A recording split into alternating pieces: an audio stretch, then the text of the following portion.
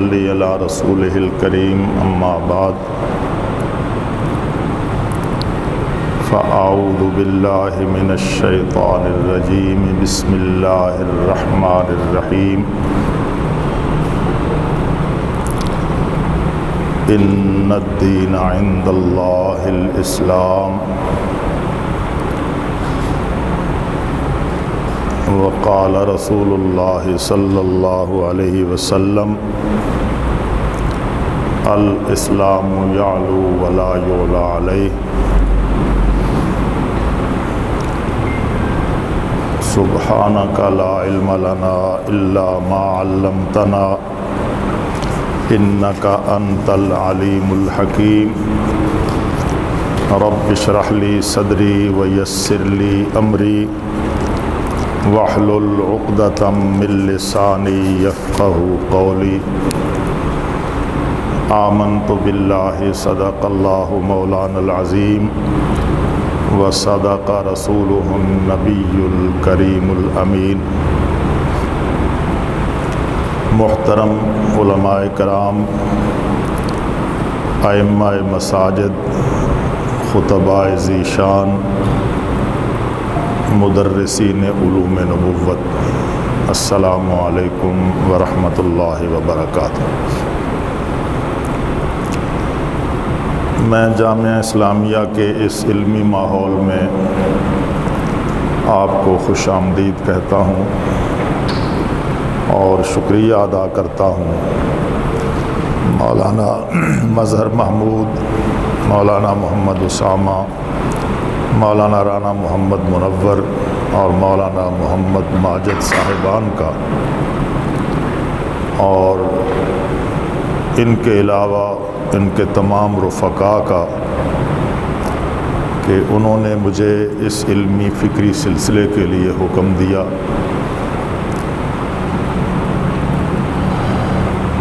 آپ حضرات کو یہاں تشریف لانے کی دعوت دی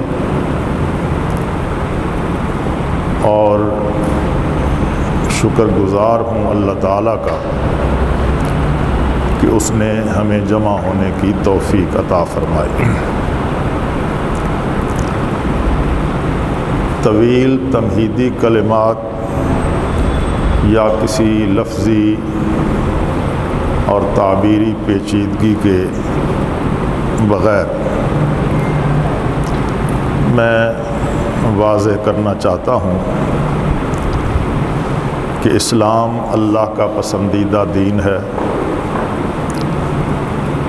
اس کے دائرے میں اہل سنت و جماعت، حنفی، دیوبندی ہونا یہ ہماری پہچان ہے۔ ہم اس پہچان پر مطمئن بھی ہیں، اللہ تعالیٰ کا شکر بھی ادا کرتے ہیں، اور یہی پہچان ہمارا سرمایہ افتخار ہے۔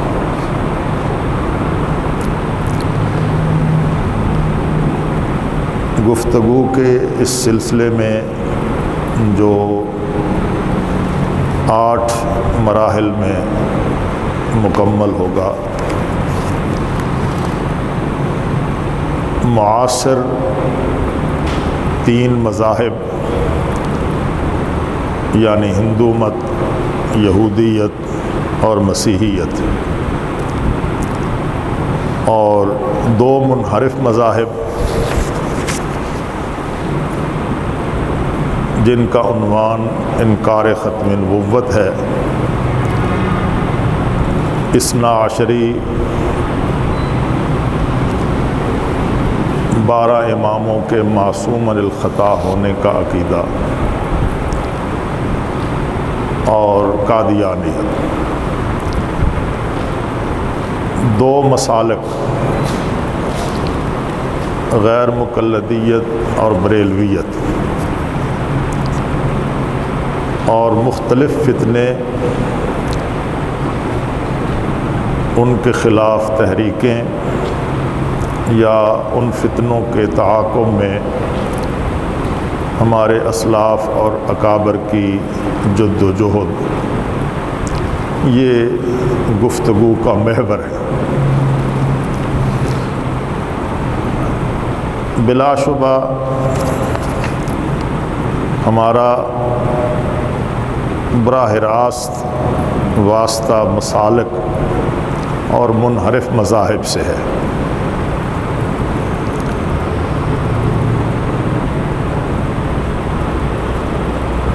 لیکن اس اختصار کے ساتھ معاصر مذاہب کا تعارف اس لیے ضروری ہے کہ ان مسالک نے اپنی رسومات اور اعتقادی آب و دانہ ان مذاہب سے ہی حاصل کیا ہے۔ یہ تینوں بڑے مذاہب ہندو مت، یہودیت اور مسیحیت، یہی ان مسالک کی بھی فکری بنیاد ہے۔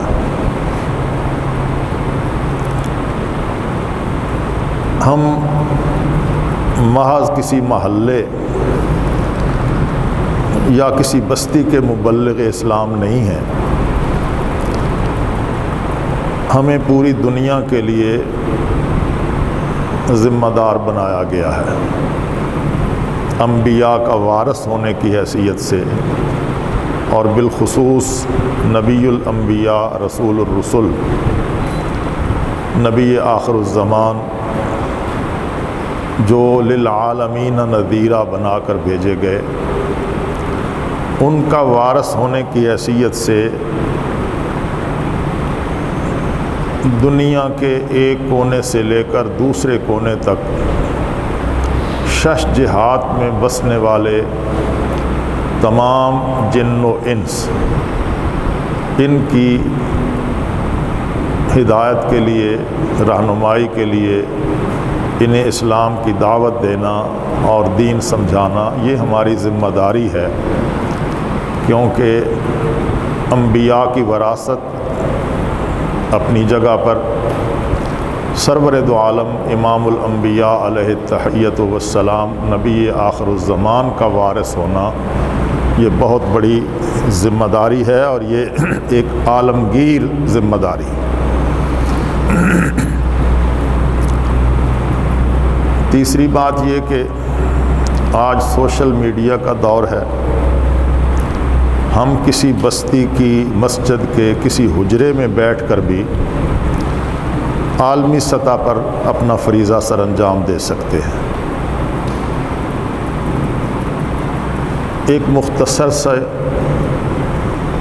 میز، اس پر لیپ ٹاپ یا کمپیوٹر یا ہمارا موبائل اور انٹرنیٹ کی سروس ہمیں حاصل ہو تو ساری دنیا اس طرح ہے جس طرح ہماری ہتھیلی پر پوری دنیا رکھی گئی ہے۔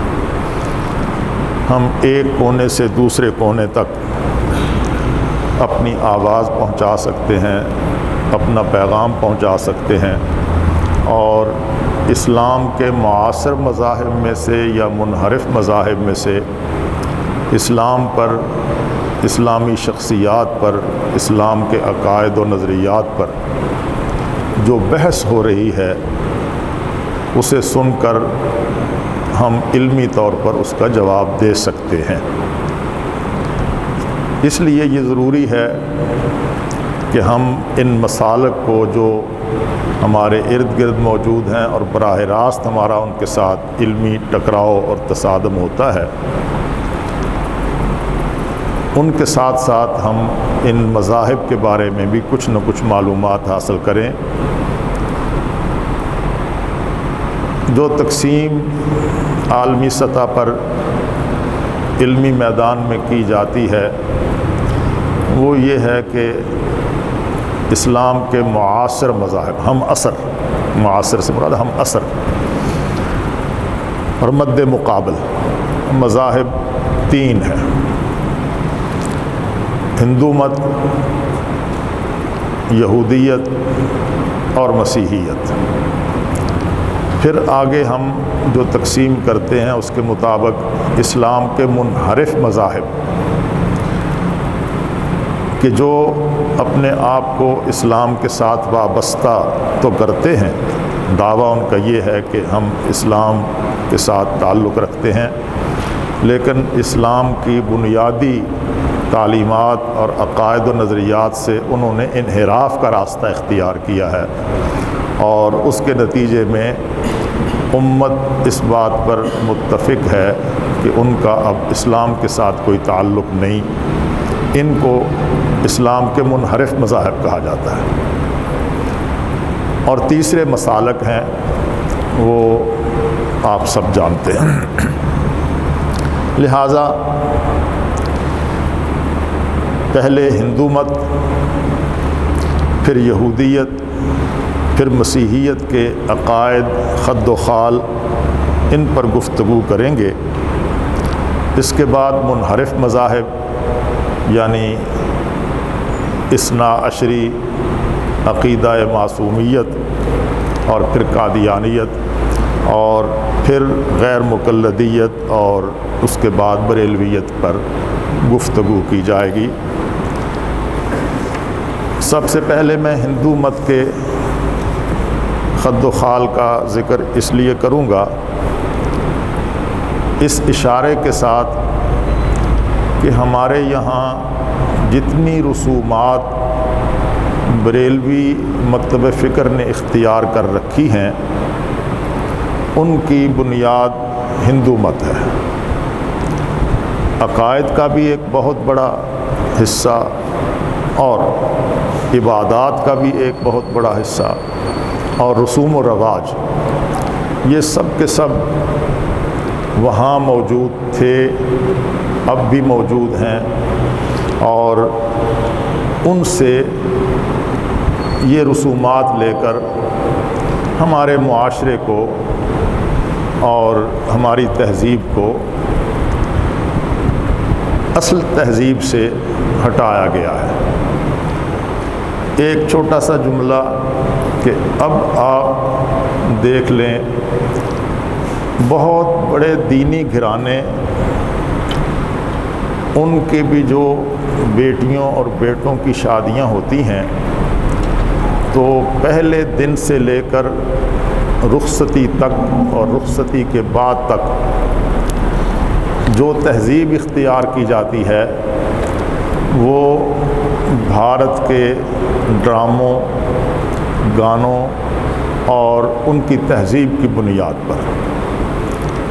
آپ حیران ہوں گے کہ 5 وقت کے نمازی دیندار متشرع لوگ اب یہاں آ گئے ہیں کہ ہال میں جب ان کی بیٹی دلہن کے طور پر آتی ہے، ابھی نکاح نہیں ہوا، آتی ہے تو اس کے لیے روشنیاں، اس کے لیے پھل جھڑیاں، اس کے لیے عجیب و غریب قسم کا منظر بنایا جاتا ہے۔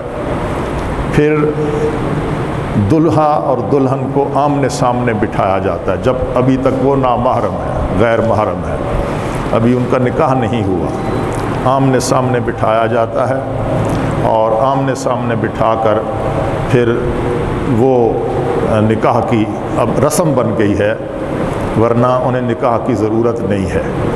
یہ سب کچھ ہوتا ہے، اس سے اندازہ ہوتا ہے کہ ہماری تہذیب اب متاثر ہوتی جا رہی ہے ہندو تہذیب سے، اور حالانکہ ہم کہتے ہیں النکاح من سنتی، حضور نے فرمایا نکاح میری سنت ہے، اور سنت کے درجے میں ہم نے اس نکاح کو نہیں رہنے دیا۔ پھر ایک اور بات کہ ہمارے اکابر میں بہت بڑے بڑے جید علماء نے ہندو مت پر بہت کچھ لکھا ہے۔ ہم قاسمی کہلاتے ہیں، حجت الاسلام حضرت مولانا محمد قاسم نانوتوی رحمۃ اللہ علیہ کے ساتھ اپنی نسبت کرتے ہیں۔ حضرت نانوتوی کے پنڈتوں کے ساتھ مناظرے وہ آپ کے علم میں ہیں۔ حضرت نانوتوی کی ایک کتاب انتصار الاسلام، جس کا ترجمہ کیا جاتا ہے اسلام اور ہندو مت، وہ ہمارے دینی لٹریچر میں موجود ہے۔ تیسری بات یہ کہ ہندو مت کے بارے میں معلومات حاصل کرنا کیوں ضروری ہے۔ ہم یہ سمجھتے ہیں کہ کچھ عیسائی ہمارے دائرے میں رہتے ہیں، کچھ مسالک رہتے ہیں، یہودی یہاں نہیں ہیں، ہندو یہاں نہیں ہیں، حالانکہ ہندو ہمارے پاکستان کی سرزمین پر ایک بہت بڑی تعداد میں موجود ہیں۔ اندرون سندھ آپ چلے جائیں اور اس کے علاوہ آپ صوبہ خیبر پختونخوا، افغانستان، بلوچستان، تو ہندو جاگیردار موجود ہیں، ہندوؤں کے پنڈت موجود ہیں، ان کے مذہبی رہنما اور ان کے مندر موجود ہیں، وہاں دیویوں اور دیوتاؤں کی تصویریں اور مورتیاں موجود ہیں اور وہ ان کی عبادت کرتے ہیں۔ اور اگر کوئی خاتون، کوئی بچی سندھ کے اندرونی علاقوں سے اپنے حالات سے تنگ آ کر یا اسلام سے متاثر ہو کر یا کسی دوست کے ساتھ تعلقات کی بنیاد پر ہندو مت چھوڑ کر اسلام قبول کر لیتی ہے تو ایک شور اٹھتا ہے کہ یہ جبراً اسلام قبول کرایا گیا ہے۔ ان تمام حالات کے پیش نظر میں سمجھتا ہوں کہ ہمیں ہندو مت کے بارے میں بھی کچھ نہ کچھ معلومات ہونی چاہیے۔ ہندو مت کیا ہے؟ ہندو مت سے مراد ہندو مذہب ہے۔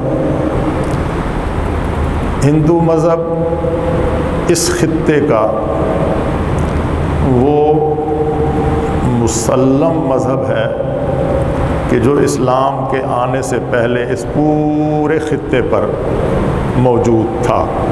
سمٹا ہے تو اسلام کی وجہ سے سمٹا ہے، ورنہ افغانستان، یہ پاکستان کا جو خطہ، بنگلہ دیش، بھارت، یہ اس کے ارد گرد کے جتنے جاپان، چائنا، ان سب میں بت پرستی ہوتی تھی اور ہندو مت ہی اصل ان کی بنیاد تھا۔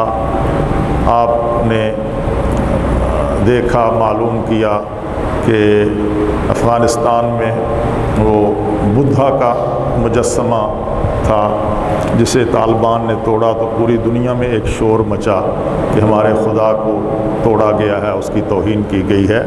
تو یہ بھی ہمارے یہاں کی ایک حقیقت ہے، اس سے ہمیں نظر نہیں چرانی چاہیے۔ ہندو مت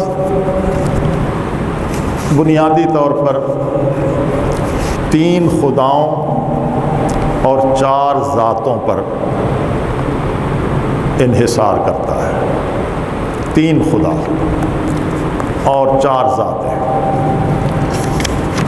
3 خدا برہما، وشنو اور شیو، یہ 3 خدا ہیں۔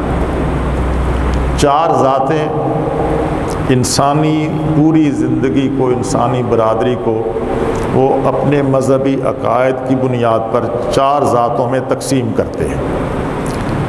برہمن، ویش، کھشتری اور شودر، یہ 4 ذاتیں انسانوں کی کس حیثیت کی ہیں اس پہ آگے چل کر ہم گفتگو کرتے ہیں، لیکن جو 3 خداؤں کا عقیدہ ہے، مطلب یہ ہے کہ یہ 3 خدا تو اس کائنات کے اصلی خدا ہیں۔ ایک خالق ہے، ایک مالک ہے اور ایک ختم کرنے والا ہے، یعنی 3 خدا ہیں جو اس کائنات کو چلاتے ہیں۔ ایک خدا برہما جس نے دنیا کو پیدا کیا ہے، آسمان و زمین اس نے پیدا کی ہے۔ وشنو وہ خدا ہے جو اب سارا نظام چلا رہا ہے، یہ ستارے اس کے حکم پر طلوع ہوتے ہیں، یہ چاند اس کے کہنے پر نکلتا ہے، یہ بارشیں اس کے برسنے پر برستی ہیں، اور جس علاقے کو تباہ کرنا ہو یا ہلاکت اور موت سے ہمکنار کرنا ہو اس کے لیے شیو یہ خدا اپنا کردار ادا کرتا ہے۔ اور یہ بات بھی ذہن میں رہے کہ ہندو مت میں اس کائنات کا کوئی اختتام نہیں ہے، انسانوں کا بھی کوئی اختتام نہیں ہے۔ وہ یہ عقیدہ رکھتے ہیں کہ یہ کائنات ایسے ہی چلتی رہے گی، کچھ لوگ مرتے رہیں گے، کچھ لوگ نئے پیدا ہوتے رہیں گے۔ ایک آدمی مرا ہے، وہ اگر اچھا تھا تو اس کی روح کسی اور اچھی مخلوق میں آ جائے گی۔ جو آدمی برا تھا وہ مرا ہے تو اس کی روح کسی بری چیز میں آ جائے گی۔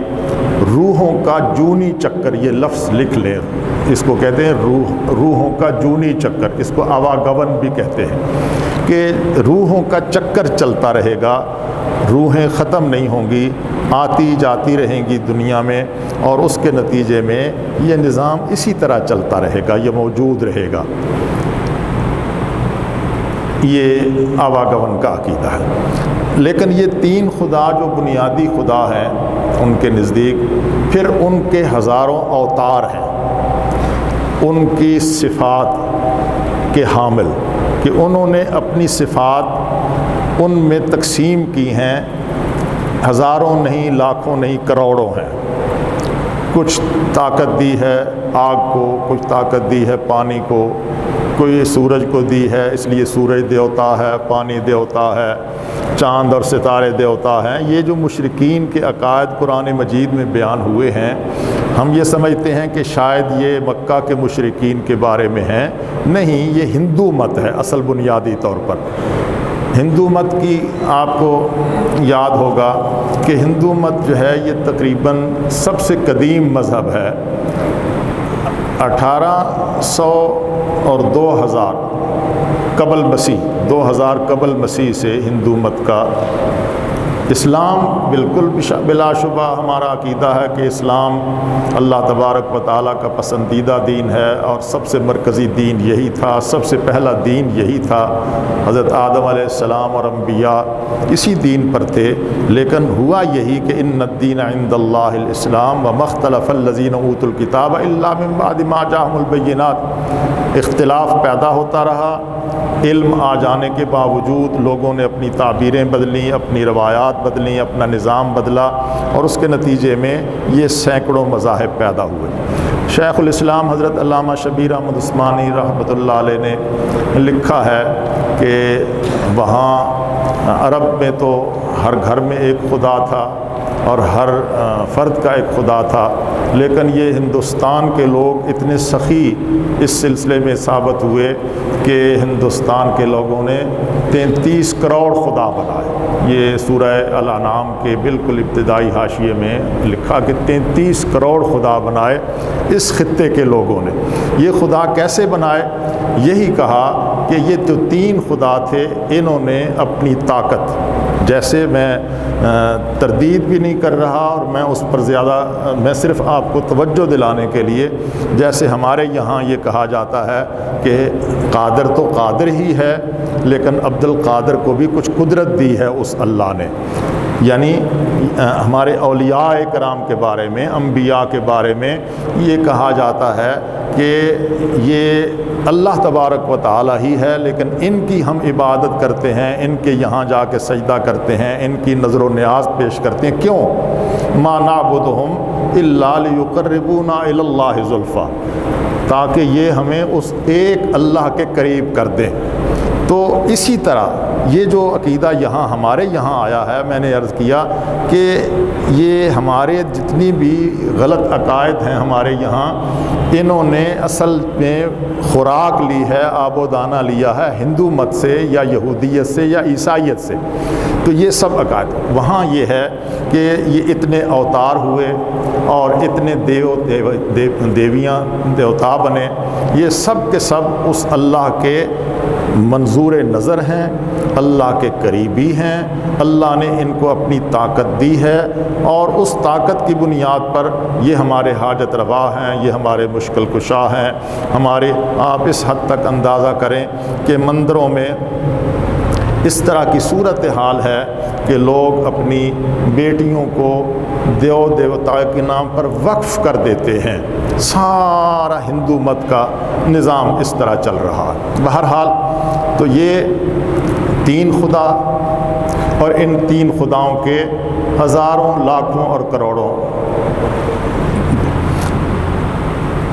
جہاں تک تعلق ہے چار ذاتوں کا، تو چار ذاتیں جو ہیں یہ برہمن وہ سب سے اونچی ذات ہے ہندو مت کے فلسفے کے مطابق، کہ برہمن وہ ذات ہے کہ جس کی نسل میں ہمیشہ برہمن ہی پیدا ہوں گے۔ برہمن کا بیٹا برہمن ہے، وہ شراب پیتا ہو، زنا کرتا ہو، بہت دنیا کی خرابیوں میں مبتلا ہو، لیکن وہ مقدس ہے۔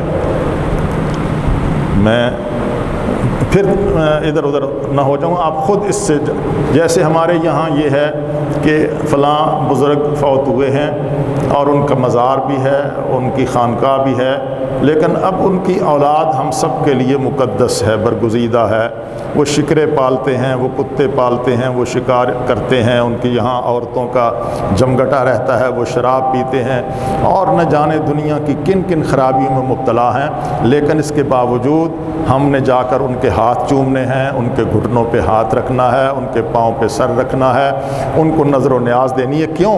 اس لیے کہ یہ بڑوں کی اولاد ہیں، یہ اعلیٰ ذات کے لوگ ہیں۔ حالانکہ اللہ تبارک و تعالیٰ کے یہاں جو اسلام ہے وہ یہ کہتا ہے کہ ان اکرمکم عند اللہ اتقاکم، کوئی ذات بڑی ذات نہیں ہے، اللہ تعالیٰ کے یہاں بڑا وہ ہے جو اللہ تعالیٰ سے زیادہ ڈرنے والا ہے۔ تو بہرحال یہ برہمن۔ دوسری جو ذات ہے وہ ہے ویش۔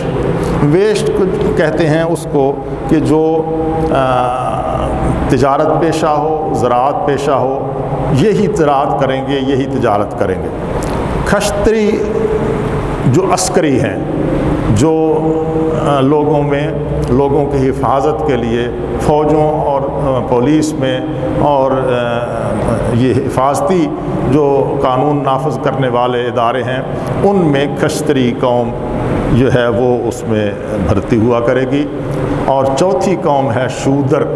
شودر وہ ہے کہ جو سب سے نچلی ہے، اس کے کوئی حقوق نہیں ہیں، بلکہ اسے تو انسانوں کی طرح بھی کسی قسم کا کوئی درجہ حاصل نہیں اور ان کے حقوق کچھ نہیں ہیں، اور وہ کم سے کم تر ہیں۔ حتیٰ کہ ایک شودر کا بیٹا بہت اچھا عالم بن جائے، مذہب کا بہت بڑا پیروکار بن جائے اور وہ ہندو مذہب میں بہت اونچے درجے پہ چلا جائے علمی اعتبار سے، لیکن وہ شودر کا بیٹا شودر ہی رہے گا، اس کو کوئی بھی دوسرے انسانوں جیسے حق حاصل نہیں ہوں گے۔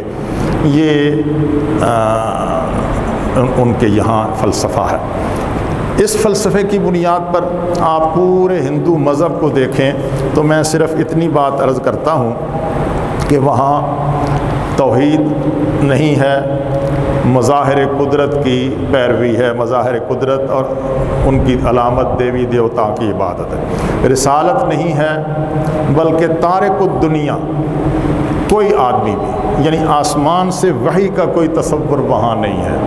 وہ کہتے ہیں کہ آسمان سے کوئی مذہب نہیں اترا، آسمان سے کوئی کسی کو نبی بنا کے نہیں بھیجا جاتا، انسان خود اپنے اندر سے ایک روشنی محسوس کرتا ہے، اس کو کہتے ہیں نروان محسوس کرتا ہے، وہ اندرونی روشنی کی بنیاد پر اچھی باتیں کرتا ہے تو ہم اس کے ارد گرد جمع ہو جاتے ہیں۔ آخرت کا تصور وہاں نہیں ہے۔ ہندو مت میں تناسخ ہے، یعنی حلول اور تجسم، یہ جو خدا ہیں اور ان کے جو دیو دیوتا ہیں، ان کی جو صفات انسانوں کے اندر حلول کر جاتی ہیں اور ایک جسم بن جاتا ہے، یہ ہے، اس سے دنیا پیدا ہوتی ہے اور آواگمن جونی چکر روحوں کی گردش یہ چلتی ہے۔ ایک نظام ان کے یہاں یہ ہے کہ عورت اور مرد، عورت انتہائی کمتر ہے، مرد کا دل بہلانے کے لیے اس کو پیدا کیا گیا ہے۔ اسلام نے جو کچھ عورت کو حقوق دیے اور سورہ النساء اور دوسری صورتوں میں اس کا نظام موجود ہے، لیکن وہاں ہندو مذہب میں ہمارے یہاں جو بیٹیوں کو وراثت نہیں دی جاتی، بیوہ عورتوں کی شادیوں سے جو ہے وہ خوفزدہ آدمی ہوتا ہے اور کہتے ہیں کہ اس کو کیسے کریں، یہ سب ہندو مذہب سے ہے۔ کیوں کہ ہندو مذہب میں یہ ساری باتیں موجود تھیں۔ ہم اس خطے میں ہندو لوگوں کے ساتھ آباد رہے ہیں، ہندو ہمارے ساتھ رہے ہیں، وہاں سے بہت سی باتیں آئیں جنہوں نے کچھ تو معاشرے میں اپنا پیر جما لیے اور کچھ مذہب میں داخل ہو گئے۔ یہ مذہب میں عقائد اور نظریات اور رسومات و عبادات میں جو ہندو مت سے آئی ہیں ان کی اپنی ایک لائن ہے، اور ہمارے معاشرے میں بہت ساری برادریاں ہیں کہ جو ان کے بیٹی جو ہے بالکل 15-20 سال 21 سال کی جوان بیٹی جو ہے وہ اگر بیوہ ہو جائے، اس کا خامند فوت ہو جائے تو اس کے لیے یہ ہے کہ اب ساری زندگی یہ بیوہ ہو کر ہی گزارے گی، کیونکہ یہ ہمارے لیے بڑی شرم کی بات ہے۔ یہ وہاں کا نظام ہے۔ میں اس لیے کہہ رہا ہوں کہ اس مذہب کو سمجھنا اس لیے ضروری ہے کہ اس کی بہت سی باتیں ہمارے اندر داخل ہو گئی، کچھ نے ہمارے دل و دماغ پر قبضہ کر لیا اور کچھ نے دل و دماغ اور عقیدے پر تو قبضہ نہیں کیا، لیکن اس کے باوجود ہمارے رسوم و رواج اور ہمارے تحفظات میں وہ بات شامل ہے۔ بہرحال یہ ہندو مذہب کا بنیادی۔ اچھا، ہندو مذہب کی جب یہ کہا گیا کہ آسمان سے تو کوئی کتاب نازل نہیں ہوتی، تو پھر کتابیں، یہ میرے سامنے کتابیں پڑھی ہوئی ہیں جو ہندو مذہب کی بنیادی کتابیں ہیں۔ حضرت مولانا محمد قاسم نانوتوی رحمۃ اللہ علیہ کی انتصار الاسلام کا تو میں نے ذکر کیا ہے۔ ہمارے ایک بہت اچھے دوست حضرت مولانا حافظ محمد شارق صاحب تھے، انہوں نے ہندو مت پہ ہی کیا تھا، یہ ایم فل کیا تھا، انہوں نے کتاب لکھی، وہ بھی موجود ہے، لیکن بنیادی کتابیں ان کی موجود ہیں۔ قرآن ہماری کتاب جیسے مقدس ہے، ہمارے لیے رہنما۔ اسی طرح 4 وید یہ مشہور لفظ ہیں، آپ مطالعہ کرتے ہوئے، سیرت کا مطالعہ کرتے ہوئے، تقابلی مطالعہ کرتے ہوئے اس طرح کے لفظ پڑھے، وید۔ ہم نے پچھلے دنوں کچھ سال پہلے یہ ایک کتاب شائع کی تھی، ویدوں میں نبی کریم صلی اللہ علیہ وسلم کے لیے بشارت اور مورتی پوجا کا انکار، تو یہ وہاں موجود ہیں، لیکن ویدیں۔ بھگوت گیتا یہ میرے سامنے موجود ہے، یہ بھی ان کی بنیادی کتاب ہے۔ اپنشد یہ ایک کتاب ہے، مہابھارت کتاب ہے، رامائن ایک کتاب ہے، اور منو شاستر، یہ 6-7 کتابیں ان کی مقدس کتابیں ہیں، بنیادی کتابیں ہیں، ان میں ان کے خط و خال ہیں اور ان میں ان کے قوانین ہیں۔ منو شاستر جو کتاب ہے وہ منو کا قانون اس کو کہتے ہیں، تو ایک پورا سسٹم، پورا نظام موجود ہے جس پر وہ آپ دیکھ لیں کہ ہندو مذہب کے لوگوں سے ہندو مذہب چھڑوانا، باوجود اس کے کہ ان کے پاس کوئی دلیل نہیں اپنے مذہب کی، کوئی آسمانی کتاب نہیں، کوئی رسالت کا نظام نہیں، لیکن کوئی آسان نہیں ہے۔ بڑے بڑے سکالر ہوئے ہیں، بڑے بڑے لیڈر ہوئے ہیں سیاسی اعتبار سے، جنہوں نے پوری دنیا میں، آپ ان کا نام جانتے ہیں کہ انہوں نے پوری دنیا میں ہندو مت کو فروغ بھی دیا اور ہندو مت کی وکالت بھی کی، اور ہندو مت کے جو سیاسی نظام ہے اس کو بھی سنبھالے رکھا۔ یہ ان کا پورا سسٹم ہے۔ لیکن 2 چیزوں کا میں اب آگے ذکر کرنا چاہتا ہوں۔ یہ جو دونوں چیزیں، جو 3 خداؤں کا عقیدہ اور 4 ذاتوں کا عقیدہ، یہ چونکہ غیر فطری تھا، انسانی طبیعت اس کو قبول کرنے کے لیے تھوڑا سا سوچے آدمی کہ 3 خدا ہوں، کائنات کو چلانے والے، ان کا آپس میں ٹکراؤ کیوں نہیں ہوتا؟ جیسے قرآن مجید نے کہا کہ لو کان فیہما آلہۃ الا اللہ لفسدتا، ایک بنیاد بیان کی ہے کہ ایک خدا کسی چیز کو پیدا کر کے اسے زندہ رکھنا چاہتا ہے، دوسرے خدا کے جی میں آئے کہ میں اس کو مارنا چاہتا ہوں، تو ان دونوں خداؤں کے درمیان جھگڑا ہوگا، لڑائی ہوگی، ٹکراؤ ہوگا، کیا بنے گا؟ ایک سے زیادہ خداؤں کا جو بھی عقیدہ ہے بنیادی طور پر وہ غیر فطری عقیدہ ہے۔ اسی طرح ایک ذات، سب برابر ہونا، اور برابر ہونا نیکی کی بنیاد پر، ایک دوسرے پر فضیلت، یہ تو ایک فطری سی بات ہے کہ ایک آدمی کہیں کہ یہ بھی انسان کا بچہ ہے، انسانی شکل میں ہے، لیکن یہ شیطانی کاموں میں مصروف ہے، اور ایک انسان کا بچہ ہے وہ عبادت گزار ہے، وہ سچ بولتا ہے، نہ صحیح وہ اسلام کی عبادات، لیکن سچائی پر، دیانت پر، شرافت پر، اخلاق پر وہ یقین رکھتا ہے، تو یہ دونوں برابر کیسے ہو سکتے ہیں؟ ان دونوں کو برابر رکھنا، یا یہ کہنا کہ بس ایک ذات بس یہ مقدس ذات ہے، یہ پاکیزہ ذات ہے، دوسری ذات انتہائی نچلی ذات ہے، تیسری ذات کو یہ کام دینا ہے، چوتھی یہ غیر فطری نظام تھا۔ اس لیے اس غیر فطری نظام کی وجہ سے یہ مذہب سمٹتا ہے اور سمٹتا چلا گیا ہے۔ لیکن میں جو عرض کرنا چاہتا ہوں، جس کی طرف توجہ دلانا چاہتا ہوں، وہ یہ ہے کہ اس غیر فطری نظام سے باہر سے جو کچھ ہوا وہ تو ہوا کہ حضرت قاسم نانوتوی، حضرت محمد بن قاسم رحمۃ اللہ علیہ یہ تشریف لائے اپنا لشکر لے کر، اور انہوں نے سندھ فتح کیا، اور پھر سندھ کے بعد یہاں اسلام کا متعارف ہوا۔ اس سے پہلے حضرت عثمان رضی اللہ تعالی عنہ اور حضرت معاویہ رضی اللہ تعالی عنہ کے دوروں میں، ادوار میں جو فتوحات ہوئیں، ان فتوحات کے نتیجے میں ملتان تک اور افغانستان تک اسلام پہنچا۔ یہ ایک اسلام کی روشنی تھی جس نے آ کر اس خطے کے لوگوں کو ہلایا کہ یہ بھی ایک دین ہے جس میں کہا گیا ہے کہ خدا ایک ہے، یہ بھی ایک دین ہے جس میں کہا گیا کہ انسان سب کے سب برابر ہیں، یا ایھا الناس انا خلقناکم۔ تو انسانی فطرت میں یہ بات شامل ہے کہ وہ کہے کہ وہ مجھ سے اعلیٰ کیسے ہو سکتا ہے، میں بھی اس کے برابر ہو سکتا ہوں۔ لیکن چونکہ تقسیم کی ہوئی تھی ان چار ذاتوں میں، اس لیے کسی شودر کا بچہ دنیا میں کوئی مقام حاصل نہیں کر سکتا، حتیٰ کہ ان کے نظام میں یہ موجود ہے کہ جو کتابیں ہیں ان کی مذہبی کتابیں، یہ صرف یہ جو اعلیٰ نسل کے لوگ ہیں جن کو برہمن کہتے ہیں، صرف وہی ان کی تلاوت کر سکتا، اس کی تشریح بھی وہی کر سکتا ہے۔ دوسرے کسی بھی ذات کا آدمی وہ ان مقدس کتابوں کو ہاتھ بھی نہیں لگا سکتا۔ شودروں کے لیے مندر بھی الگ ہیں کہ وہ ان بڑے لوگوں کے مندروں میں آ کر عبادت نہیں کر سکتے۔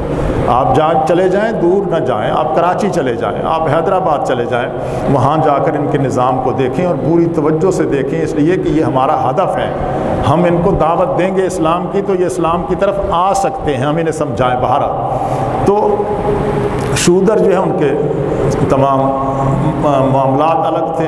شودروں کے لیے یہ تھا کہ وہ مذہبی کتاب کو ہاتھ نہیں لگا سکتے، بلکہ کسی جگہ پر مہابھارت پڑھی جا رہی ہو، رامائن پڑھی جا رہی ہو، اور یہ آ کر اس کو سن لیں تو ان کے کانوں میں پگھلا ہوا سیسا ڈال کے ان کے کانوں کو ختم کر دیا جائے۔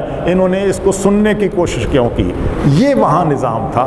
تو فطرت جو ہے یہ اس وقت تک تو یہ نظام چل سکتا ہے جب اس کے مقابلے میں مد مقابل کوئی روشنی نہ آئی ہو۔ لوگ اندھیرے میں ہیں، اندھیرے میں ہی زندگی گزار لیتے ہیں، لیکن جب روشنیاں آ جائیں تو انہیں روشنیوں کی طرف توجہ ہوتی ہے۔ جب محمد بن قاسم رحمۃ اللہ علیہ اور صحابہ کرام کے ذریعے یہ ان ساحلوں پر تجارت کرنے والے لوگ آئے یا فاتحین آئے تو یہاں اسلام کی روشنی آئی، تو اس روشنی کے نتیجے میں ہندو مذہب میں یہ سوچا جانے لگ گیا کہ ہم تو جس جہالت میں رہتے ہیں، 3 خداؤں کو اور کروڑوں خداؤں کو مانتے ہیں، یہ ایک خدا کو مانتے ہیں اور یہ فاتح ہیں، یہ اچھی زندگی گزار رہے ہیں، ہم ان سے دبتے چلے جا رہے ہیں۔ دوسرا یہ کہ 4 ذاتوں کا یہ کہتے ہیں کہ سب برابر ہیں، پیر کا بچہ بھی، فقیر کا بچہ بھی، امیر کا بچہ بھی، غریب کا بچہ بھی، بادشاہ کا بچہ بھی، رعایا کا بچہ بھی، حتیٰ کہ مقدس سے مقدس ترین آدمی کا بیٹا بھی، اور عام آدمی جو جھگیوں میں رہتے ہیں، جو خانہ بدوش ہیں، ان کا بیٹا بھی برابر ہیں، یہ ایک ہی جگہ پر بیٹھ سکتے ہیں، ان کو آپس میں گلے ملنا چاہیے، ایک دوسرے کا احترام کر۔ تو اس نے ہلچل مچائی، ہندو مذہب میں ہلچل مچائی۔ پہلی ہلچل جو مچی ہے وہ ہے ان 4 ذاتوں کے خلاف، اس کو کہتے ہیں اصلاحی تحریک۔ یہ اس پہ قبضہ تھا سب کچھ کا، لیکن ایک تحریک چلی، اس کو ہم اصلاحی تحریک کہتے ہیں۔ اس کو یہ گوتم بدھ، جس کے نتیجے میں بدھ مذہب بنا۔ گوتم بدھ یہ 620 قبل مسیح میں پیدا ہوا، وہاں اسی پورے خطے کے علاقے میں ایک راجہ ریاست ہے، اس راجہ کے یہ بیٹے ہیں جنوبی نیپال میں، بنارس کی جو، وہاں یہ پیدا ہوا اور اللہ تعالیٰ کی طرف سے اس کے ذہن میں یہ بات تھی کہ اس کو یہ آسائشیں اور یہ حکومت اور یہ سلطنت پسند نہیں تھی. یہ ایک گوشہ نشین قسم کا، ہماری زبان میں اسے کہتے ہیں مجذوب آدمی ہے. ٹھیک ہے، یہ گوشہ نشین آدمی، ہر کسی سے بیزار ہو کر الگ بیٹھے رہنا، سوچتے آدھے رہنا. یہ بچہ پیدا ہوا اور اس نے آگے بڑھ کر جب اس پورے نظام کو سوچا تو اس نے 4 ذاتوں کے خلاف بغاوت کر دی. اس نے کہا یہ غلط ہے کہ انسان کو 4 ذاتوں میں تقسیم کیا جائے. انسان سب برابر ہیں، ایک ہی طرح پیدا ہوتے ہیں، ایک ہی طرح کھاتے پیتے ہیں، ایک ہی طرح کا جسم ہے، ایک ہی طرح کا، جیسے حضور صلی اللہ علیہ وسلم نے فرمایا کہ انا بشر مثلکم، بشر ہونے میں تمہارے جیسا ہوں. اس طرح اس نے اس گویا سارے نظام کے خلاف بغاوت کر دی اور کہا کہ نہیں، انسان سب برابر ہیں. حتیٰ کہ اس نے کہا کہ ہر ذی روح، کیڑے مکوڑے، چیونٹیاں، سانپ، بچھو، ان کو بھی مارنا اور ان کو قتل کرنا اور ان کا خون بہانا یہ جائز نہیں. اور ایک نسل کا دوسری نسل پر حکمرانی کرنا، اپنے آپ کو برتر سمجھنا اور دوسرے کو کمتر سمجھنا، یہ فطرت کے خلاف ہے.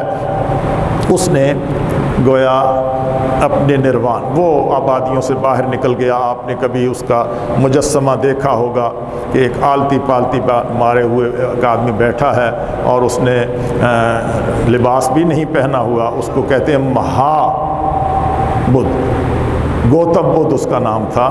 اور مہاتما، یہ روح، یہ ذہن میں رکھیں کہ پورے ہندو مذہب میں بھی روح کو ایک خاص کہ روح ہے، بہت بڑی روح ہے، مہاتما بدھ. تو اس نے یہ اصلاحی تحریک کا آغاز کیا. لوگوں میں یہ کہنا شروع کیا، ایک سرے سے لے کر دوسرے سرے تک چلتا رہا. پھر جا کر جنگل میں بیٹھ گیا، لوگ اس کے پاس آنا شروع ہو گئے اور لوگوں میں یہ تبلیغ کرتا رہا کہ نہیں بھائی، انسان سب برابر ہیں. ہندو مذہب کا یہ فلسفہ میں نہیں مانتا، تم بھی نہ مانو، تم اس سے بغاوت کرو. اس کے نتیجے میں ہندو مذہب ٹوٹنا پھوٹنا شروع ہو گیا. لوگ اس کی طرف متوجہ ہوئے. جو ہندو مذہب کے اس فلسفے پر قائم رہے، برہمن تو نہیں جا سکتے تھے، کھچتری بھی نہیں جا سکتے تھے، شودر کے زیادہ سے زیادہ وہ اس کے پاس جانا شروع ہو گئے. تو اس کے نتیجے میں ایک باقاعدہ مذہب بن گیا، بدھ مذہب. اچھا، ایک الگ بات ہے، میں اس پہ سیاسی طور پر بحث نہیں کرتا، کہ بدھ نے تو یہ کہا کہ سب انسان برابر ہیں اور جانوروں اور پرندوں کو بھی تحفظ حاصل ہونا چاہیے اور کسی کی جان لینا. لیکن ہوا یہ کہ وہ آگے بدھ مذہب بڑھتا رہا. مہاتما بدھ گیا، اس کے بعد سال ہر سال، یعنی آپ اندازہ کر لیں کہ یہ قبل مسیح کا آدمی ہے، 620 قبل مسیح کا. اس کے بعد مسیح علیہ السلام کی جو زندگی ہے ہم آج 2023 میں گزار رہے ہیں. 2023 اور 620 کو جمع کیا جائے تو اس کی عمر نکل آتی ہے کہ بدھ مذہب کی عمر کتنی ہے. یہ گویا 2023 اب ہے 2600، تو یہ تقریباً 27-28. تو یہ ایک اس کی عمر نکل آتی. اتنا بڑا مذہب ہے اور اتنا پرانا مذہب ہے، لیکن اس مذہب نے آگے چل کر پھر مسلمانوں کے ساتھ جو رویہ اختیار کیا، یہ جو بنگلہ دیش کے ساتھ ہمارے اراکان کا صوبہ ہے، جنہیں ہم مہاجر کہتے ہیں، اراکانی مہاجر، ان کے وہ بدھ مذہب کے ستائے ہوئے ہیں. بدھ مذہب کے مقابلے میں انہوں نے اپنی زندگی کو قائم رکھا ہے اور تو بدھ ہی ہیں جو وہاں ان پر ظلم و ستم کر رہے ہیں. لیکن تعلیمات اس نے یہ دیں کہ بھائی آسمان سے تو کوئی کتاب نہیں آتی، یہ اندر سے ایک نروان ہے، ایک روشنی ہے. اس روشنی نے مجھے بتایا کہ سب انسان برابر ہیں. ہر وہ انسان جو دوسرے سے صلاحیتوں میں بڑا ہوا ہو، 4 ابدی سچائیوں میں بڑا ہوا. ابدی سچائیاں کیا ہیں؟ کہ جسم کی خواہشات کو کچلنا، مخلوق خدا کو راحت اور کا سامان پہنچانا، سچائی اختیار کرنا، اور لوگوں کو ان کے جو غلط کام ہیں ان سے روکنا، یہ 4 ابدی سچائیاں ہیں۔ لہٰذا جو ان سچائیوں کو اختیار کرتا ہے وہ ٹھیک ہے، اور جو ان کو اختیار نہیں کرتا اس کا ہمارے مذہب کے ساتھ کوئی تعلق نہیں ہوگا۔ ہندو مذہب سے نکل کر یہ جو بدھ مذہب ہے یہ ایک بہت بڑا اصلاحی تحریک تھی، لیکن ایک مذہب بن گیا۔ دوسری تحریک اس میں اٹھی جس کو ہم سکھ مت کہتے ہیں۔ اس کا جائزہ اور اس کا تھوڑا سا ہمیں خد و خال دیکھنا ضروری ہے، اس لیے کہ یہ ہماری زمینی حقیقت ہے۔ یہ شیخو پورہ کے سے آگے ایک جگہ ہے جس کو ننکانہ کہتے ہیں، اب ننکانہ کہلاتا ہے، پہلے اس کا نام تلونڈی تھا۔ 1469 عیسوی کو، یعنی آج سے 500-550 سال پہلے، وہاں 15 اپریل کو ایک ہندو عقیدے کے راسخ العقیدہ ہندو کے گھر میں ایک بچہ پیدا ہوا جس کا نام نانک رکھا گیا، جس کو بعد میں گرو نانک کہتے ہیں۔ نانک رکھا گیا تو یہ بچہ بھی گویا جب تھوڑا سا سمجھنے اور چلنے پھرنے اور دوڑنے بھاگنے کے قابل ہوا، اور اس نے کچھ تو وہاں اردو پڑھی اپنے ابتدائی دور میں۔ وہاں ایک مسجد تھی، ایک مولانا صاحب تھے، وہ اردو بھی پڑھاتے تھے، لیکن اس کے ساتھ ساتھ انہوں نے کچھ ذہنوں میں باتیں ڈالی اسلام کی۔ تو اس نے آگے بڑھ کر وہ جو 3 خداؤں کا عقیدہ تھا اس کے خلاف بغاوت کی، یعنی بغاوت ہوئی ہے ہندو مذہب میں اندر سے اصلاحی تحریکوں کے نام پر۔ 4 ذاتوں کے فلسفے اور عقیدے کے خلاف تحریک بنی، اصلاحی تحریک، اور وہ بغاوت ہوئی اور اس کے نتیجے میں بدھ مذہب بن گیا۔ یہ جو 3 خداؤں کا اور کروڑوں اوتار، دیوتا دیوی نہ جانے کتنے ان گنت، حتیٰ کہ یہ کہنا کہ یہ جو چیونٹے ہیں اس درخت پر، پیپل کے درخت کے نیچے چیونٹیاں، پیپل کا درخت جو ہے یہ تو مہاتما ہے، اس سے ہمیں بہت اچھا گویا خوراک ملتی ہے، میٹھا ہوتا ہے اس کا پھل، اس کے جو چیونٹیاں ہیں ان کو بھی اٹھا کر ہاتھوں میں رکھو، ان کو بھی پاؤں تلے نہ مسلو، یہ ایک ہندو مذہب میں بات تھی۔ تو کروڑوں خداؤں کا جو عقیدہ ہے اس کے خلاف نانک صاحب نے ایک آواز بلند کی اور کہا کہ نہیں، خدا ایک ہی ہوگا، خدا ایک ہی ہونا چاہیے، ایک ہی کو خدا ماننا چاہیے۔ اس لیے کہ یہ زمانہ وہ تھا کہ جب یہاں اسلام پھیلا ہوا تھا، اسلام کی جو ترقی ہے وہ چل رہی تھی، مغل دور تھا، مغلیہ خاندان کا دور تھا۔ آپ کو پتہ ہے کہ مغلیہ خاندان، اسلام نے اس ہندوستان پر 1000 سال تک حکومت کی ہے۔ اس کے بعد پھر سکھ مت آیا یا انگریز آئے، ورنہ اس سے پہلے یہ اسلام کی حکومت تھی، اور اسلام بھی حنفی اسلام، اور وہ اسلام جس کے نتیجے میں آپ کو پتہ ہے کہ حضرت اورنگزیب عالمگیر رحمۃ اللہ علیہ نے فتاوی عالمگیری وہ مرتب کروایا۔ تو یہ جو فقہ حنفی ہے اس کے نتیجہ اہل السنت والجماعہ اور فقہ حنفی پر مشتمل یہاں مسلمانوں کی حکومت 1000 سال تک قائم رہی ہے۔ وہ حکومت کمزور ہوئی اورنگزیب عالمگیر کے بعد، اور پھر انگریز آ گیا، اور انگریز کے آنے سے پہلے یہ جو خطہ ہے یہاں پر سکھوں کی حکومت قائم ہو گئی۔ آپ اس کو کیسے نظر انداز کر سکیں گے کہ امرتسر سے لے کر یہ 5 دریاؤں کی زمین جس کو کہتے ہیں، ہمارے پاس کتاب موجود ہے، کنہیا لال ایک ہندو گزرا ہے، اس نے پنجاب پر کتاب لکھی۔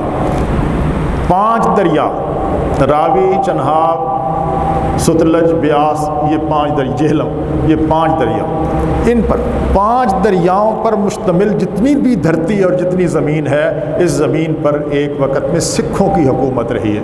مہاراجا رنجیت سنگھ حکمران رہا، 50 سال اس نے حکمرانی کی۔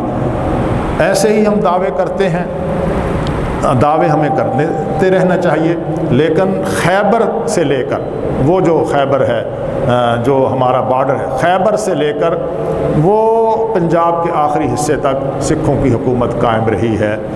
یہ کب کیسے بنی؟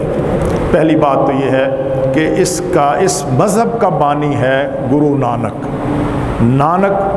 بعد میں گرو، یہ ان کے مذہبی جو اصطلاحات بنی ہیں کہ جو ان کی عبادت گاہ ہے اس کو گردوارا کہتے ہیں، گرودوارا، جیسے امام باڑہ کہتے ہیں نا ہمارے یہاں امام باڑہ، اسی طرح گرودوارا۔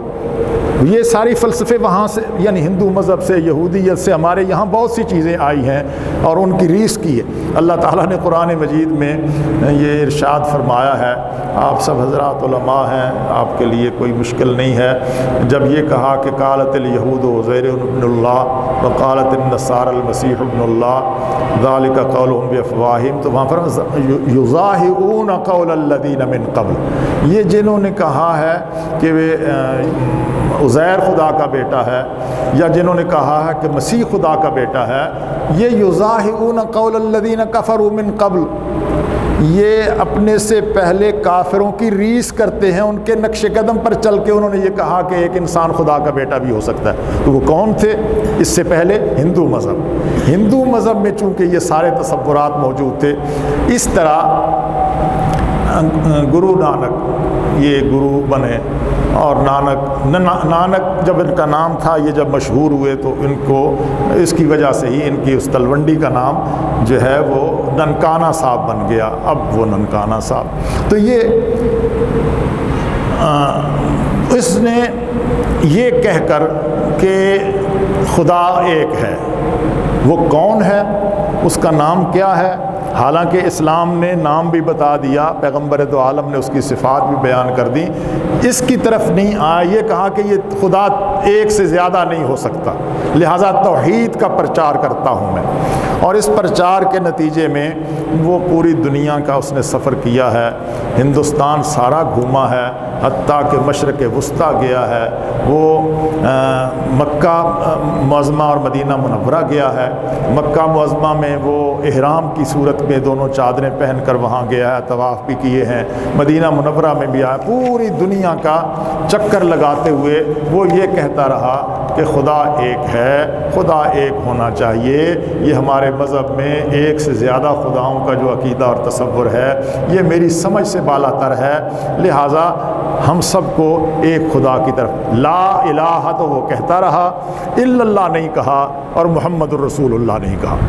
لیکن اس کے نتیجے میں اس کے ارد گرد ہندو مذہب کے وہ سارے ستائے ہوئے لوگ، ہندو وڈیروں، ہندو جاگیرداروں، ہندو برہمنوں، ہندو ویشوں اور کھچتریوں سے کے ستائے ہوئے سارے لوگ جو ہیں وہ اس کے ارد گرد جمع ہوتے گئے اور اس کی ایک بہت بڑی آبادی بنتی چلی گئی، یہ بن گیا سکھ۔ اس کے پھر باقاعدہ اصول بنائے گئے، ضابطے بنائے گئے، اس کی ترتیبات لگائی گئیں، اس کے نتیجے میں یہ کہا گیا کہ دنیا چلے گی 10 گرو ہوں گے، جیسے ہمارے یہاں ہمارے اہل تشیع نے کہا کہ قیامت تک کے لیے 12 امام ہوں گے، لیکن 12 امام چونکہ یہ بوجھ اٹھانا ساری زندگی کے لیے بہت مشکل تھا، اس لیے کہا کہ 11 تو آ گئے ہیں، 12واں جو ہے وہ ہے سامنے تو نہیں ہے، منظر عام پر تو نہیں ہے صحیح۔ تو اسی طرح انہوں نے بھی کہا کہ پہلے تو طے ہوا کہ 10 گرو ہوں گے جو ایک دوسرے کے بنتے چلے جائیں گے جانشین، اور یہ نظام چلتا رہے گا، لیکن جب 10 ہو گئے نظام گڑبڑ ہو گیا، 11واں بننا مشکل ہو گیا، تو پھر انہوں نے یہ طے کیا کہ اب جو گرو نانک صاحب کی کتاب ہے گرو گرنتھ، اس کو ہی گرو کا درجہ دے دو، گرنتھ شریف جو ہے اس کو گرو کا درجہ دے دو۔ اب پوری دنیا میں سکھوں کے لیے گرو گرنتھ ہے، سب سے بڑی رہنما کتاب جو ہے وہ گرنتھ ہے۔ گرنتھ میں اشعار ہیں، عجیب و غریب قسم کے اس میں فلسفے ہیں، اور یہ سارے فلسفے جو اس نے پیش کیے تھے وہ وہاں موجود ہیں۔ بہرحال یہ ایک مذہب بن گیا، اور گرو نانک صاحب پوری دنیا سے گھومنے کے بعد واپس آ کر یہ نارووال کے قریب جو ہے کرتارپورہ، وہاں آ کر قیام پذیر ہو گئے، ان کے ارد گرد ان کی ساری دنیا جمع ہوتی رہی، اور پھر وہیں پر وہ فوت ہو گئے۔ فوت ہوتے وقت بھی مسلمان کہتے تھے کہ یہ لا الہ کہتا ہے، لہٰذا ہم اس کی رسومات ادا کریں گے۔ ہندوؤں نے کہا کہ نہیں، یہ ہے تو ہمارے مذہب کا آدمی ہے، اور اس نے کبھی یہ نہیں کہا کہ ہندو مذہب سے میں انحراف کر رہا ہوں۔ تو وہ ان کے درمیان جھگڑا بھی ہوا، اور جھگڑے کے بعد یہ کہا گیا کہانیاں ہمارے یہاں بنتی ہیں، ہر مذہب میں بنتی ہیں، اور انہی مذاہب کی کہانیوں کے نتیجے میں ہمارے یہاں بھی کہانیوں کا تصور آتا ہے۔ یہ کہا گیا کہ جب وہاں جہاں یہ آخری سانس لے رہے تھے وہاں ہندو بھی اور سکھ بھی دوڑتے ہوئے آئے اور مسلمان بھی دوڑتے ہوئے آئے، تو وہ چادر اٹھائی تو چادر کے نیچے کچھ نہیں تھا، صرف پھول تھے۔ ان پھولوں میں سے کچھ مسلمان لوٹ کر لے گئے، کچھ ہندو اور سکھوں نے لوٹ لیے، لیکن وہاں پر اس کی آخری رسومات ادا کی گئیں۔ ہندو مذہب میں آخری رسومات کیسے ادا کی جاتی ہیں؟ وہی طریقہ تھا یہاں آخری رسومات کا۔ آخری رسومات ہمارے یہاں دفن ہوتا ہے، جنازہ ہوتا ہے، ان کے یہاں نہیں، انسانی وجود کو جلایا جاتا ہے۔ یعنی یہ کہتے ہیں کہ چونکہ انسان بنا ہے اربع عناصر سے، آگ، پانی، ہوا، مٹی، یہ 4 چیزیں ہیں جن سے مل کر انسان بنتا ہے، اربع عناصر۔ لہٰذا جب آدمی مر جائے تو ان چاروں کو اس میں سے حصہ دینا چاہیے۔ آگ، پانی، مٹی، ہوا، یہ 4 عناصر سے انسان بنا ہے، تو اس لیے ہم جلاتے ہیں۔ جلا کر کچھ تو راکھ ہو گئی، یہ آگ کو مل گیا، جو راکھ بچی وہ ہم نے ہوا میں کچھ اڑا دی، کچھ مٹی میں اڑا دی، ٹھیک ہے جی۔ تو یہ اس طرح انسانی وجود کو ہم واپس لوٹا دیتے ہیں کہ وجود لوٹ گیا ہے، روح الگ چلی گئی ہے، اب یہ روح کسی اور وجود میں آ جائے گی۔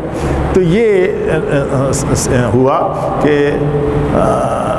گرو نانک صاحب جب فوت ہوئے تو ان کے لیے وہ جو چارپائی اور جو کچھ بچ گیا تھا یا اس پہ پھول بچے ہوئے تھے، جو ہندوؤں اور سکھوں کے ہاتھ آئے، انہوں نے ان کو باقاعدہ جلایا۔ جلانے کے بعد ان کی راکھ کو بکھیرا۔ یہ راوی کا کنارہ بنتا ہے، نارووال کے اس طرف راوی کا کنارہ بنتا ہے، راوی میں بہا دیا، کچھ ہوا میں اڑا دی، اور پھر وہاں پر اس کا جو ہے وہ بنائی گئی آخری جو جس کو اب آپ نے کہا ہے کہ کرتار پورہ راہداری بنی ہے اور بہت بڑا گرودوارہ بنا ہے، اور وہ اس کے گویا جیسے یہاں یہ مہاراجہ رنجیت سنگھ کی آپ مڑی کہتے ہیں، یہ بادشاہی مسجد کے پاس۔ تو بہرحال یہ تو ہو گیا گرو نانک صاحب کا معاملہ، لیکن گرو نانک صاحب کی اس پوری سٹرگل اور اس پوری کوشش کے نتیجے میں یہ پورا ایک مذہب بن گیا۔ اس مذہب میں جو 10 گرو ہوئے ہیں ان میں سے چھٹا گرو، اس کا نام تھا گرو ہرگوبند۔ اس نے اس کو سیاسی رنگ دیا۔ سیاسی سوچ آ گئی کہ ایک بہت بڑی دنیا میرے ارد گرد جمع ہے، میں گرو ہوں تو کیوں نہ میں اس سے سیاسی فائدہ حاصل کروں، سلطنت، ریاست، حکومت یہ مجھے مل جائے۔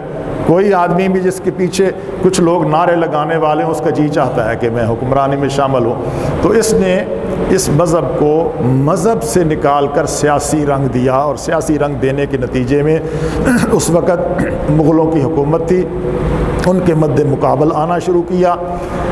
لیکن وہ تو چونکہ ابھی آغاز تھا یہ نہ کر سکا، البتہ جو ان میں تیغ بہادر، اس کا نام تھا گرو تیغ بہادر، یہ 9واں گرو ہے، اس نے جب پرپرز نکالنے شروع کیے اور اورنگزیب عالمگیر رحمۃ اللہ علیہ کے خلاف بغاوت کا علم بلند کرنا شروع کیا کہ ہمیں بھی ایک ریاست ملنی چاہیے، ہم آزاد ریاست میں رہیں اور ہمیں خود مختاری ملنی چاہیے، تو خود مختاری کے نتیجے میں اورنگزیب عالمگیر نے اس کو قتل کروا دیا۔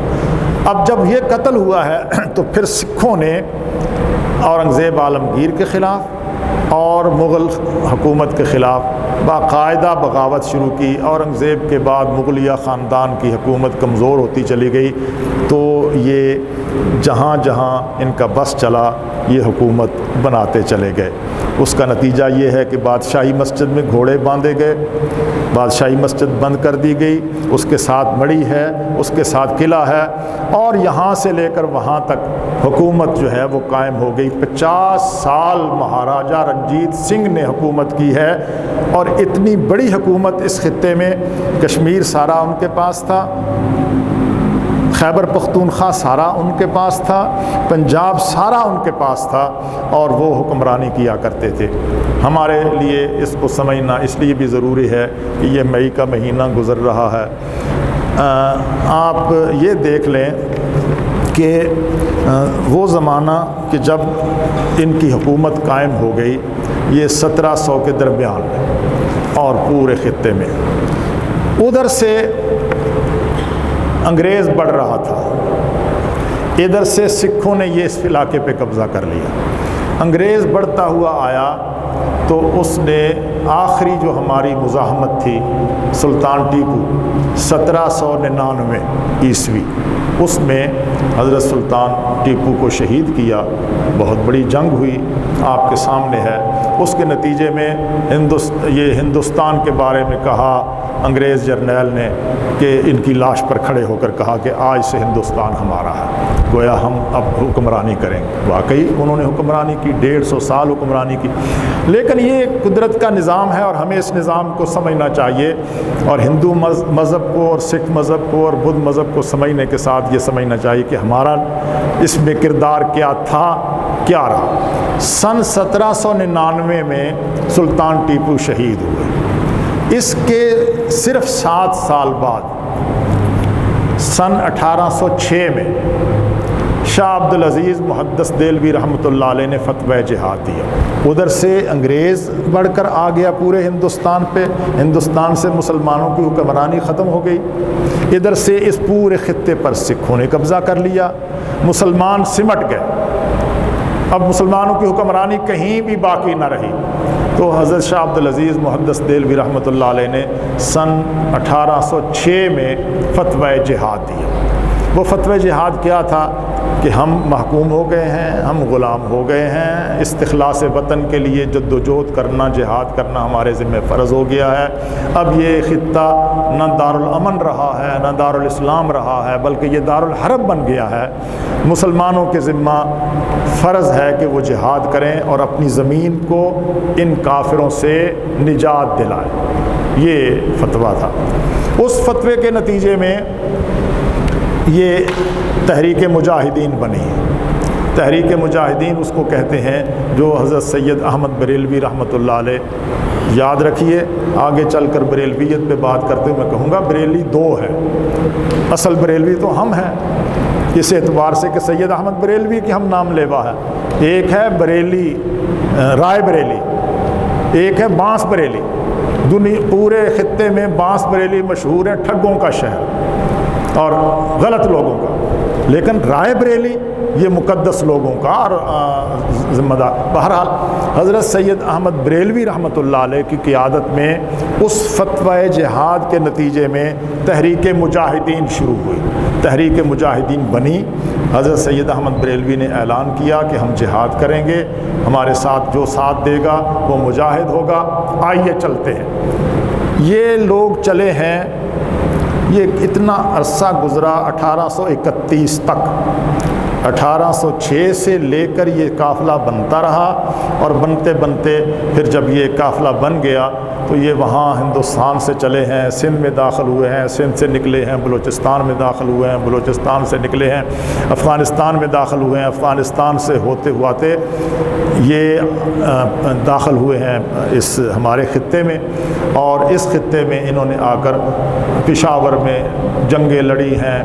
یہ آپ کا جو ہمارا علاقہ ہے یہ چھچ کا، یہاں پہ جنگیں لڑی ہیں، نوشہرہ میں جنگیں لڑی ہیں، تو سکھوں کے خلاف جنگیں لڑی۔ یہ سکھ اور وڈیرے جو سردار تھے ان کے خلاف، اور پھر پشاور میں حکومت قائم کی ہے، لیکن وہ حکومت مقامی لوگوں کی بغاوت، مقامی لوگوں کی غداری کی وجہ سے وہ حکومت قائم نہ رہی، تو پھر وہ وہاں سے چلے ہیں اور بالا کوٹ پہنچے ہیں۔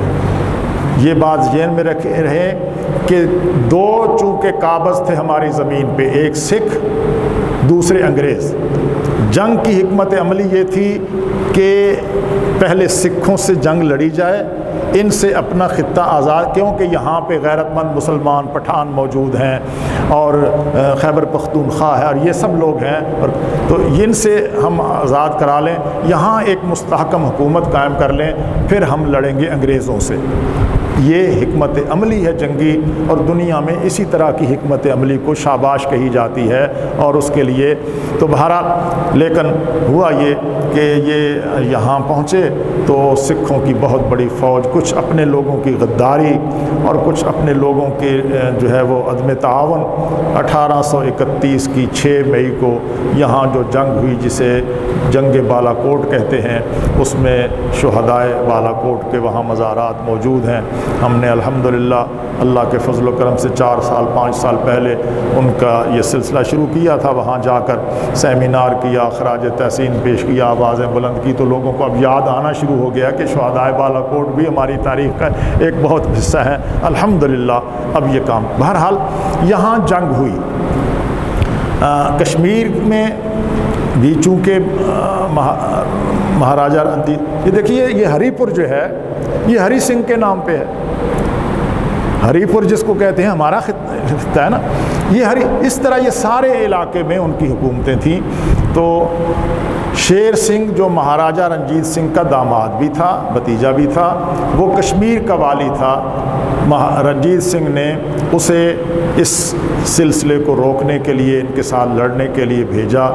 جنگ ہوئی کہاں پہ؟ جب بالا کوٹ ہے، یہ دریا ہے، گزر رہا ہے، اس طرف کشمیر شروع ہو جاتا ہے، اس طرف خیبر پختونخوا کے حصے ہیں، یہ سارے کا سارا وہاں جنگ ہوئی 6 مئی سن 1831 میں، جس میں بہرحال یہ قافلہ شہادت کے رتبے کو پہنچا اور سکھوں کی حکومت پھر مضبوط ہو گئی۔ اللہ تعالیٰ ان شہداء کے درجات بلند فرمائے۔ یہ ہماری تحریک ہے۔ پھر آگے چل کر 1930 میں آپ کو یاد ہو کہ مجلس احرار اسلام نے امیر شریعت کے قیادت میں تحریک کشمیر شروع کی تھی، وہ بھی سکھوں کے خلاف تھی، اس وقت بھی یہاں سکھ تھے، اور یہ ہماری تحریک کا حصہ ہے، اور ہمیں اس کو یاد رکھنا چاہیے، کبھی نہیں بھول